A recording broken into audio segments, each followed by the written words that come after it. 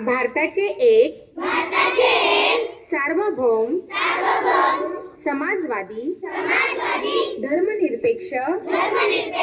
लोकशाही गणराज्य घडविण्याचा व त्याच्या सर्व नागरिकास सामाजिक आर्थिक व राजनैतिक न्याय विचार अभिव्यक्ती विश्वास श्रद्धा व उपासना यांचे स्वातंत्र्य दर्जाची व संधीची समानता निश्चितपणे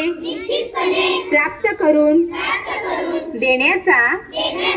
आणि त्या सर्वांमध्ये व्यक्तीची प्रतिष्ठा व राष्ट्राची एकता आणि एकात्मता यांचे आश्वासन देणारी बंधुता प्रवर्धित करण्याचा संकल्पपूर्वक निर्धार करून आमच्या संविधान सभेत आज दिनांक 26 नोव्हेंबर 1949 रोजी याद्वारे हे संविधान अंगीकृत आणि अधिनियमित करून स्वतः प्रत अर्पण करीत आहोत.